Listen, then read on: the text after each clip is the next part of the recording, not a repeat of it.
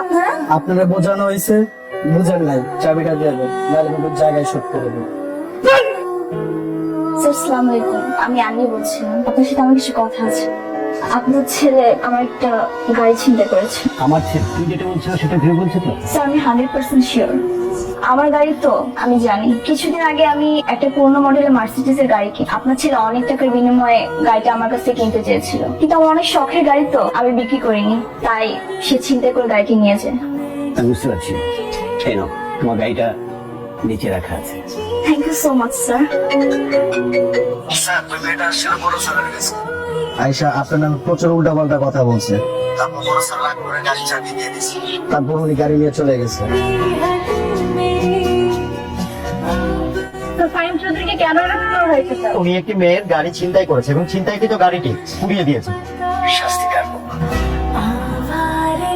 Thanks. Thanks বলার কিছু নেই, আমি আপনার জন্য এখানে আসি।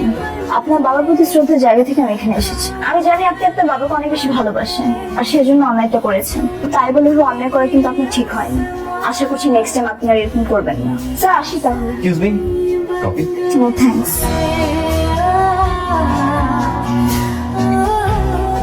আপনি দিস ইজ ফর ইউ। এই গাড়িটা আপনি পুড়িয়ে ফেলেছিলেন? এটা একটা অনেক খোঁজাখুঁজি করার পরে গাড়িটা পেলাম।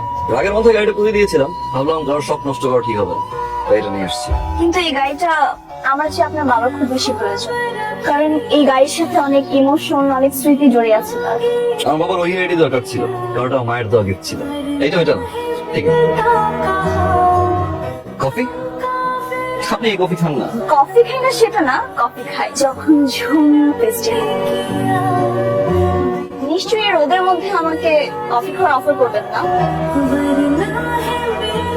ভালোবাসি তোমাকে, সারা জীবন ভালোবাসতে চাই, একসাথে বাঁচতে চাই।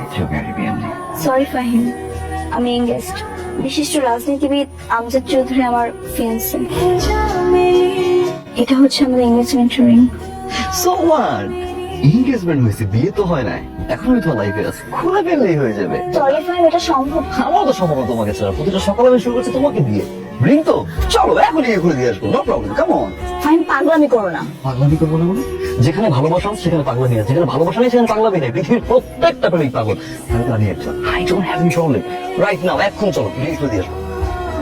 ফাহিম এটা সম্ভব না মানে সম্ভব না। সম্ভব না? না সম্ভব না। তাই তো, ঠিক সময় ঠিক জায়গায় ঠিকঠাক ভাবে সে এসে রিং করে নিয়ে যাবে। I promise.